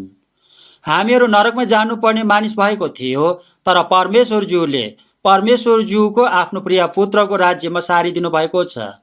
अघि अन्धकारमा थियो, तर अब प्रभु येशूमा ज्योतिको सन्तान भएको छ। यसकारण ज्योतिको सन्तान चाहिँ हिँडा भन्नुभएको छ। अघि र अबको जीवन र चालचलन फरक हुनुपर्छ। रोमीको पुस्तक 6 अध्यायको 20 देखि 22 पदको वचनमा हेर्नुभयो भने त्यस बेला पापको कमरा भएको थियो, तर अब पापबाट छुटकारा पाएर परमेश्वरज्यूको कमरा भएका छौ, धार्मिकताको कमरा भएका छौ भन्नुभएको छ। हार्ने मानिस जित्ने मानिसको कमरा हुन्छ। पापसँग हार्यो भने पापको कमरा हुन्छ।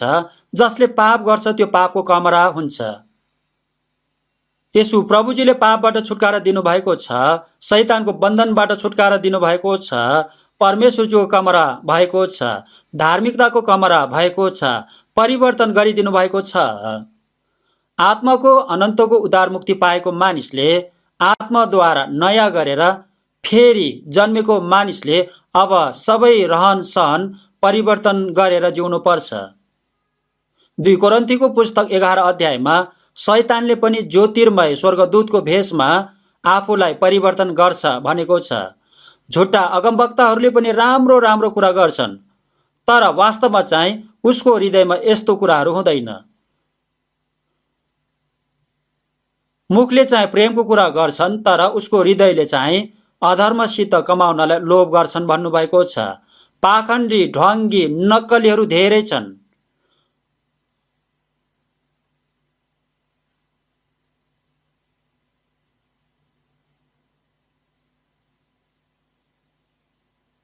आत्माको अनन्तको उद्धार मुक्ति पाएको क्रिस्चियनहरू त्यस्तो मानिस हुनु हुँदैन। फोहोर लुगा फुकालेर सफा नयाँ राम्रो लुगा लगाएको जस्तै मेरो भित्री मानिस, नयाँ मानिस, मेरो जीवित आत्मा नयाँ जन्म पाएर परमेश्वरज्यूको सन्तान भएको मानिसको मन रहन सहन नयाँ भएर जिउनुपर्छ। मन परिवर्तन भएको मानिसको चरित्र चालचलन झन झन परिवर्तन हुन्छ।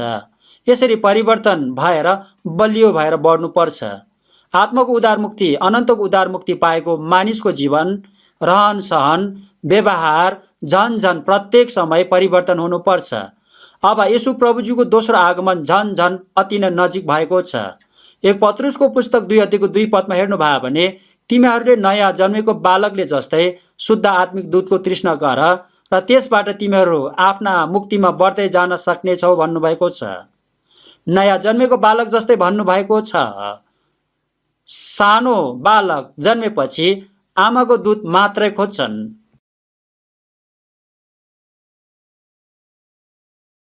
पशुको बच्चाले पनि जन्मेपछि आमाको दूध खान जबरजस्ती खोजेको हुन्छ। बालक एक्लैले दूध खान पाउँदैन। बालक एक्लैले दूध खान सक्दैन। आमाले बच्चालाई दूध खान दिनुपर्छ। आमाको काखमा राखेर आमाले अँगालो हालेर दूध खुवाउन मिल्ने गरी परमेश्वरज्यूले बनाइदिनु भएको छ। यदि आमाको दूध पछाडि ढाँडतिर परमेश्वरज्यूले राखिदिनु भएको भए बच्चालाई दूध खान धेरै गाह्रो हुन्थ्यो। बालकहरू बुबा आमाको प्रेम, परिवारको प्रेम र हेरचाहबाट झन झन बलियो भएर बढ्न पाउँछन्। मण्डली आमा जस्तो हो। मण्डलीमा पवित्र आत्माज्यू हुनुहुन्छ। शुद्ध आत्मिक दूध परमेश्वरज्यूको वचन हो। परमेश्वरज्यूको वचनले हामीहरूलाई पालन पोषण गरिदिनुहुन्छ। बालक जन्माउन र पालन पोषण गरेर बलियो ठुलो बनाउन धेरै गाह्रो हुन्छ। हामीहरूलाई नरकबाट उद्धार गरिदिनु भएर मण्डलीमा राखिदिनु भएको छ। मण्डली आमाको न्यानो काग जस्तै हो। हामीहरूलाई मण्डलीमा पवित्र आत्माज्यूले हरेक समय वचनद्वारा पालन पोषण गरेर बलियो बनाएर बढाउनुहुन्छन्। आफ्नो मुक्तिमा बढ्दै जान सक्नेछौ भनेको कुरा हाम्रो मन, हाम्रो चालचलन झन झन परिवर्तन भएर परमेश्वरज्यूको स्वभावमा बलियो भएर बढ्ने कुरालाई भन्नुभएको हो। यसरी परिवर्तन हुनुपर्छ। बालक जन्मेपछि 1 वर्ष, 3 वर्ष, 5 वर्ष बिते पनि उस्तै भइरह्यो भने, परिवर्तन भएन भने अभिभावकहरू बुबा र आमा खुसी हुँदैन, राम्रो हुँदैन, सपाङ्ग हुँदैन।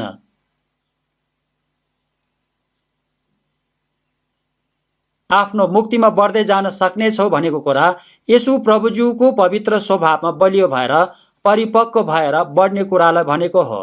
एफिसीको पुस्तक 4:13 वचनलाई सँगै पढ्नेछौँ।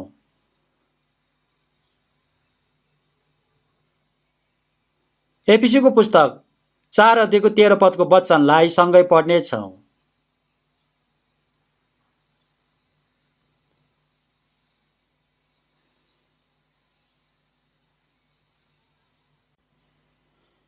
एफिसी 4:13 वचनलाई सँगै पढ्नेछौँ। सँगै पढौँ। जबसम्म हामी सबैले विश्वासको र परमेश्वरको पुत्रको ज्ञानको एकता प्राप्त गर्दैनौँ र परिपाकको मानिस बनी ख्रीष्टका पूर्णताको नापसम्म पुग्दैनौँ। यो वचनमा हामी सबैले भनेको कुरा मण्डलीले भनेको कुरा हो। आत्माको उद्धार मुक्ति पाएको मानिसहरूले भनेको कुरा हो। हामीहरू सबैले विश्वासको र परमेश्वरज्यूको पुत्रको ज्ञानको एकता प्राप्त गर्नुपर्छ भन्नुभएको छ। एफिसीको पुस्तक 4:3 शान्तिको बन्धनमा पवित्र आत्माको एकता कायम राख्न प्रयत्न गर भन्नुभएको छ। आफ्नो आत्माको उद्धार मुक्ति पाएको मानिसहरू एक्लै छैन, एउटै रगतले नरकबाट उद्धार मुक्ति पाएको परमेश्वरज्यूको सन्तान, एउटै दाजुभाइ दिदीबहिनीहरू भएको छ, एउटै शरीरको मण्डलीको अङ्गहरू भएको छ। हाम्रो विश्वास परमेश्वरज्यूको पुत्रको ज्ञानमा एकता प्राप्त गरेर परिपक्व मानिस बनेर ख्रीष्टको पूर्णताको नापसम्म पुग्छौ भन्नुभएको छ। मण्डली परिपक्व हुन्छ अनि प्रत्येक व्यक्ति झन झन यसु प्रभुज्यू जस्तै भएर स्वभावमा चालचलनमा परिवर्तन हुन्छ। तिमीहरूको स्वर्गमा हुनुभएको पवित्र पिताज्यू जस्तै तिमीहरू सिद्ध हौ भन्नुभएको छ। पवित्र परमेश्वरज्यू जस्तै यसु ख्रीष्ट जस्तै हुनको लागि झन झन परिवर्तन भएर, परिपक्व भएर, सिद्ध भएर, पवित्र भएर, बलियो भएर हामीहरू बढ्नुपर्छ। परिपक्व मानिस बनी ख्रीष्टका पूर्णताको नापसम्म पुग्नुपर्छ भन्नुभएको छ। येशू ख्रीष्ट सिद्ध परिपक्व व्यक्ति हुनुहुन्छ। उहाँको नापसम्म पुग्न झन झन हामी बढ्नुपर्छ। हाम्रो निशाना येशू ख्रीष्ट हो। अविश्वासीहरूभन्दा म अलिकति राम्रो नै छु भन्ने कुरा होइन। जीवित मानिस मरेको मृतकसँग तुलना गर्न सकिँदैन। कतिपय विश्वासीहरूले त्यो दाजुभाइ दिदीबहिनीहरू भन्दा म नै राम्रो छु भन्छन्। त्यसो भए अग्र सन्तहरू पाउल प्रेरित पत्रुस र सुरुका मण्डलीका सन्तहरू भन्दा चाहिँ कस्तो छ नि? उहाँहरू जस्तो हुनको लागि अझै पनि धेरै पछि नै छन्। येशू ख्रीष्ट जस्तै हुनको लागि झन झन बढ्नुपर्छ। आफूभन्दा पछाडिकोहरूलाई हेरेर मूर्ख, निर्बुद्धि, घमण्डी हुनु हुँदैन। शरीरको कुराहरूको लागि चाहिँ आफूभन्दा कमजोरीहरूको अवस्थालाई हेरेर शान्ताउन पाएर सन्तुष्टि हुनुपर्छ। आफूभन्दा राम्रो सुन्दर मान्छेलाई, धनी मानिसहरूलाई हेरेर उनीहरू जस्तो म कहिले हुने होला भनेर चिन्ता फिक्री गर्ने मानिसहरू दयानीय, दुःखनीय मानिसहरू हो। सन्तुष्टि सहितको भक्ति नै ठुलो लाभ हो भन्नुभएको छ। खाना र लाउनसम्म भई सन्तुष्टि हुनुपर्छ। सृष्टिकर्ता परमेश्वरज्यू नै मसँग हुनुभएको कारणले चिन्ता फिक्री हुँदैन। चाँडै नष्ट हुने संसारिक, शारीरिक धन सम्पत्ति, मान सम्मान यस्तो कुराहरूको चिन्ता फिक्री चाहना हुँदैन। मसँग सृष्टिकर्ता परमेश्वरज्यूले दिनुभएको अनन्तको स्वर्गीय जीवन भएको कारणले नष्ट हुने संसारको, शरीरको धन सम्पत्ति, मान सम्मानको चाहना हुँदैन। सृष्टिकर्ता परमेश्वरज्यूले दिनुभएको स्वर्गीय अनन्त जीवन, खुसी, आनन्द, शान्ति संसारिक, शारीरिक मानिसहरूसँग छैन, तर हामीहरूसँग छ। अहिले हामी परमेश्वरज्यूका सन्तान हौ र हामी के हौला सो अहिलेसम्म प्रकट भएको छैन। हामी यति जान्दछौँ कि जब उहाँ प्रकट हुनुहुन्छ तब हामी उहाँ जस्तै हुनेछौँ भन्नुभएको छ। अहिले चाहिँ हामी परमेश्वरज्यूको सन्तान भए तापनि थाक्छौँ, गरिब छौँ, बिरामी पनि हुन्छ, मानिसले घृणा पनि गर्छ, तुच्छ पनि ठान्छन्। येशू प्रभुज्यूलाई पनि मानिसहरूले नीच र तुच्छ ठानेको थियो। सृष्टिकर्ता परमेश्वरज्यूको एकमात्र पुत्रलाई पनि मानिसहरूले यस्तो गरेको थियो। पाउल प्रेरित संसारको लागि कसिङ्गर भएको थियो। भोका, प्यासा, अनिदो जीवन जिउनु परेको थियो। ठन्डीमा, नग्नतामा बारम्बार पिटाइमा पर्नु परेको थियो। बारम्बार कैदीमा, बारम्बार मृत्युको जोखिममा पर्नु परेको थियो। परमेश्वरज्यू नभएको कारणले यस्तो भएको थिएन। यस्तो दुःख कष्टबाट परमेश्वरज्यूसँग भरोसा गरेको परमेश्वरज्यूलाई सबैभन्दा मन पर्ने कुरा हो। यस कारणले पाउल प्रेरितले ख्रीष्टको खातिर दुर्बलताहरूमा, बदनामहरूमा, कठिनाइहरूमा, सतावटहरूमा, आपतहरूमा म खुसी साथ गर्व गर्छु। जब म दुर्बल छु तब म शक्तिशाली हुन्छु भन्नुभएको छ। जब यस्तो अवस्था हुन्छ प्रभुज्यू झन् मेरो नजिकै भएको कुरा अनुभव हुन्छ। दुर्बलतासँग परमेश्वरज्यूको शक्ति झन् प्रकट हुन्छ।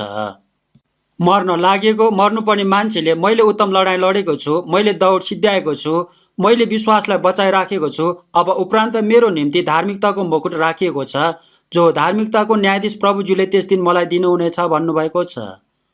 धेरै राम्रो ठिक कुरा गर्नुभएको छ।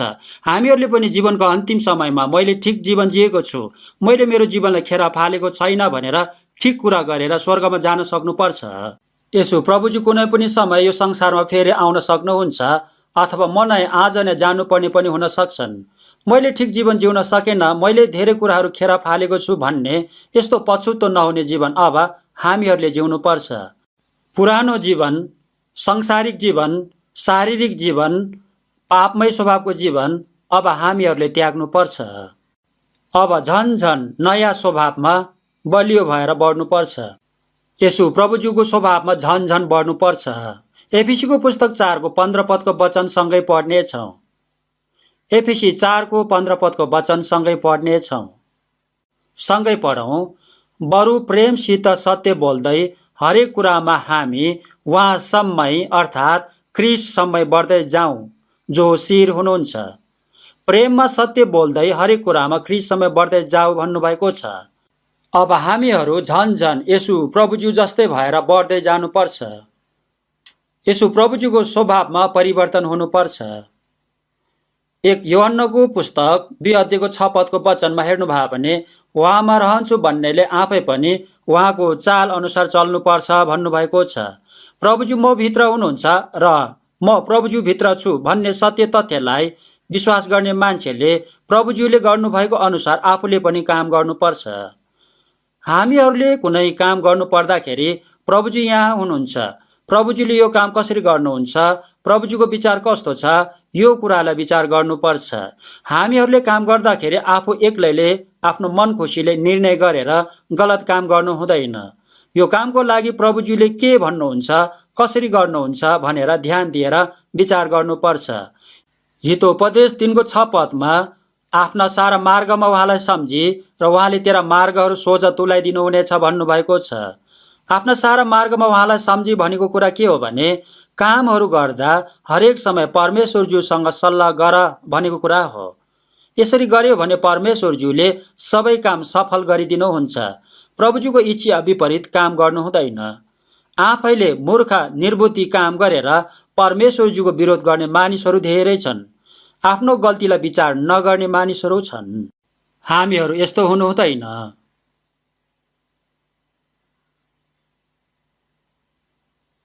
2 पत्रुसको पुस्तक 3 अध्यायको 18 पदको वचनमा येशू ख्रीष्टको ज्ञानमा, येशू ख्रीष्टको अनुग्रहमा बढ्दै जाऊ भन्नुभएको छ। मुक्तिदाता येशू ख्रीष्टको ज्ञानमा, अनुग्रहमा बढ्दै जाऊ भन्नुभएको छ। यो वचनले के भन्नुभएको हो भने जति बुझेको छ त्यति नै परिवर्तन भएको हुनुपर्छ भन्नुभएको कुरा हो। कुनै मानिसको शिर चाहिँ ठुलो हुन्छ तर शरीर चाहिँ सानो हुन्छ। यस्तो मानिस हाम्रो मण्डलीमा पनि हुनुहुन्थ्यो तर अहिले चाहिँ उहाँ हुनुहुन्न। अपरेसन गर्दाखेरि शिरसँग सम्बन्ध भएको नसामा समस्या भयो भने पनि यस्तो हुन्छ।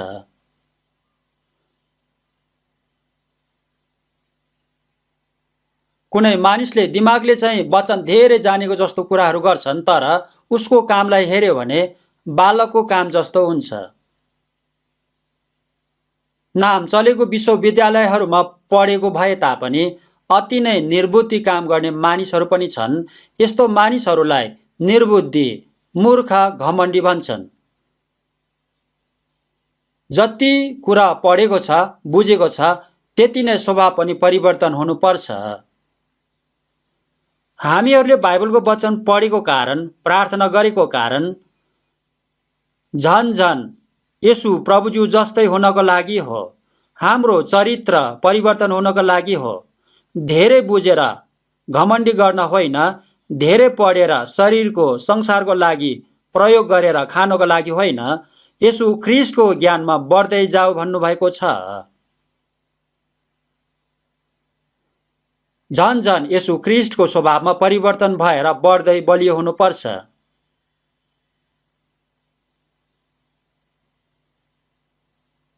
एफिसीको पुस्तक 4 अध्यायको 22 देखि 24 पदको वचनलाई सँगै पढ्नेछौँ। एफिसी 4 को 22 देखि 24 को वचन सँगै पढ्नेछौँ। एफिसीको पुस्तक 4 को 22 देखि 24 पदसम्मको वचन सँगै पढ्नेछौँ। सँगै पढौँ। छली लालसाहरूद्वारा भ्रष्ट भएका तिमीहरूको अगाडिको जीवनको ढाँचासँग सम्बन्धित तिमीहरूको पुरानो स्वभाव त्याग र आफ्नो भित्री वार्तामा नयाँ हो र परमेश्वरको स्वरूपमा साँचो धार्मिकता र पवित्रतामा सृष्टि भएको नयाँ स्वभावलाई धारणा गर। यतिसम्म मात्र पढ्नेछौँ। छली लालसाहरूद्वारा भ्रष्ट भएका अगाडिको जीवन भनेको छ। अगाडिको पुरानो जीवनको स्वभावले संसारको, शरीरको, शैतानको कुराहरूलाई मात्र पछ्याएको हुन्छ। शैतानले फकाउँदै फकाउँदै फसाएर नष्ट गर्छन्। बल्छीमा माछालाई फसाएको जस्तै शैतानले मानिसहरूलाई मार्नको लागि फसाउँछन्। लुकाको सुसमाचार 21 को 34 पदको वचनमा त्यो दिन तिमीहरूमाथि 81 पासो झैँ आइपर्ला भन्नुभएको छ। यसकारण होसियारी हुनुपर्छ। छली लालसाहरूलाई देखाएर शैतानले इशारा गरेर मानिसहरूलाई बोलाएर फसाएर पतन बनाइरहेको छ। भ्रष्ट भएको अगाडिको जीवन पुरानो जीवन हो, पुरानो स्वभाव हो। शैतानको स्वभाव हो। पतन भएको भ्रष्ट स्वभाव अब त्याग्नुपर्छ। त्याग छोड भनेको वचनहरू बाइबलमा धेरै छन्। यो कुरा आत्माको अनन्तको उद्धार मुक्ति पाएको फेरि पवित्र आत्माद्वारा नयाँ गरेर जन्मेको मानिसहरूलाई भन्नुभएको हो। फोहोर लुगा फुकाल्नुपर्छ। पुरानो स्वभाव त्याग र आफ्नो भित्री वार्तामा नयाँ हो र परमेश्वरज्यूको स्वरूपमा साँचो धार्मिकता र पवित्रतामा सृष्टि भएको नयाँ स्वभावलाई धारण गर भन्नुभएको छ। पुरानो मानिसलाई त्यागेर नयाँ मानिस धारण गर भन्नुभएको छ। यसरी गर भनेर आज्ञा दिनुभएको छ। पवित्र आत्माले भरिपूर्ण हो भनेर आज्ञा दिनुभएको छ। पुरानो मानिसलाई पुरानो स्वभावलाई त्यागेर नयाँ मानिस नयाँ स्वभाव धारण गर भनेर आज्ञा दिनुभएको छ। पुरानो फोहोर नराम्रो गन्ध आउने फुकालेर फाल्नुपर्छ। नफुकालिकन लगाइरहेको मानिसहरू धेरै छन्। फाल्न नचाहने मानिसहरू धेरै छन्। कुनै घरको हजुरबुबाले नयाँ वर्षमा लगाइदिएको नयाँ कपडा एक वर्षभरि नफुकालिकन लगाइरहनु भएको थियो रे। धेरै गन्ध आउँथ्यो रे।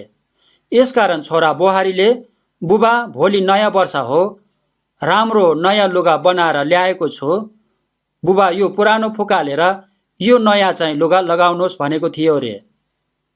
तर बुबाले चाहिँ यो पुरानो पनि राम्रै छ, समस्या छैन भन्थ्यो रे। छोरा बुहारीले चाहिँ नयाँ चाहिँ लगाउनुहोस्, पुरानो चाहिँ फुकाल्नुहोस् भनेको थियो रे। भोलि बिहान नयाँ वर्षमा बुबालाई ढोक्न बिहानै गएको थियो रे। बुबा कोठामा पुरानो कपडामाथि नयाँ कपडा लगाएर मोटो ठुलो मान्छे भएर बसिरहनु भएको थियो रे। एक वर्षसम्म लगाएको पुरानो गन्ध आउने कपडामाथि नयाँ कपडा पनि लगाएर बसिरहेको थियो रे। यसकारण छोरा बुहारीले फेरि पनि बुबा पुरानो गन्ध आउने फोहोर लुगा फुकालेर नयाँ कपडा लगाउनु पर्छ नि भनेको थियो रे। यो बुढो बुबाले के भन्नुहुन्थ्यो रे भने, यो नयाँ कपडा तिमीहरू भएको समयमा मात्रै एकछिन लगाएको हो, तिमीहरू गएपछि फेरि फुकाल्छु भन्थ्यो रे। बुबा यसरी यो पुरानो कपडामाथि यो नयाँ पनि लगायो भने यो नयाँ पनि फोहोर हुन्छ नि भनेको थियो रे। छोरा बुहारीले, आमा बुबाले यसरी पनि दिन सकिन्छ, तर परमेश्वरज्यूले चाहिँ यस्तो मानिसलाई यसरी दिनुहुन्न। पुरानो कुरालाई त्याग्नुपर्छ। पुरानो स्वभावलाई अलिकति पनि बाँकी नराखिकन फाल्नुपर्छ। पुरानो स्वभावलाई त्यागेर परमेश्वरज्यूको स्वरूपमा साँचो धार्मिकता र पवित्रतामा सृष्टि भएको नयाँ स्वभावलाई धारण गर्नुपर्छ। यसरी गर भन्नुभएको छ। पुरानो फुकालेर नयाँ लगाऊ भन्नुभएको छ। पुरानो नफुकालेको कारण यसरी यो वचन भन्नुभएको हो। पुरानो फोहोर गन्धमाथि नयाँ लगाउनु हुँदैन। पवित्र आत्माको फल फलाउनका लागि पहिला बुझ्नुपर्ने कुराहरू भएको कारण यसरी क्रम अनुसार वचन बताएको छु। हामीहरूले निरन्तर परमेश्वरजीको वचनलाई ठिकसँग अध्ययन गर्नुपर्छ। हामीहरू झन परिवर्तन भएर नयाँ स्वभावमा परिवर्तन भएर पवित्र आत्माको फल फलाउनु पर्छ। एकछिन सँगै प्रार्थना गर्नेछौँ। करुणामय हाम्रो परमेश्वर पिताज्यूलाई धन्यवाद र प्रशंसा चढाउँछौँ। यो संसारको अन्त्यको समयमा हामीहरूलाई नरकबाट उद्धार गरिदिनु भएको छ। संसारको पाप र दुष्ट नक्कली कुराहरूबाट अलग गरिदिनु भएको छ। अब बाँकी जीवन परमेश्वरज्यूको पवित्र इच्छा अनुसार जिउन सक्नको लागि प्रभुज्यूको अनुग्रहले, वचनले, शक्तिले डोराइदिनु भएको छ। धन्यवाद चढाउँछौँ। हामीहरूलाई यसुज्यूमा नयाँ मानिस बनाइदिनु भएको छ। पुरानो बिति गएको छ, अब नयाँ बनाइदिनु भएको छ। हाम्रो मन, विचार सबै रहन सहन परमेश्वरज्यूको योग्य सन्तान भएर जिउन सक्ने गरी सहायता गरिदिनुहोस्। पवित्र आत्माको फलहरू फलाएर परमेश्वर पिताज्यूलाई महिमा गर्न, परमेश्वरज्यूको राज्यमा शर्माउनु नपर्ने मानिसहरू हुन सक्न डोराइदिनुहोस्। अबको केही दिनपछि हुने यसपालिको गर्मी ऋतुको सङ्गीत बाइबल गोष्ठीद्वारा धेरै मानिसहरूले आफ्नो आत्माको उद्धार मुक्ति पाउन सक्ने गरी सहायता गरिदिनुहोस्। हामीहरूलाई प्रार्थना गर्न, सबै कुराहरू तयार गर्न सक्न, हराएका मरेका आत्माहरू धेरैजनालाई खोजेर बचाउन सक्न प्रभुज्यूले हामीहरूलाई सहायता गरिदिनुहोस्। हरेक समय हामीहरूको साथमा रहिदिनुहोस्। हाम्रो प्रभु येशू ख्रीष्टको नाममा प्रार्थना चढाउँछौँ। आमेन।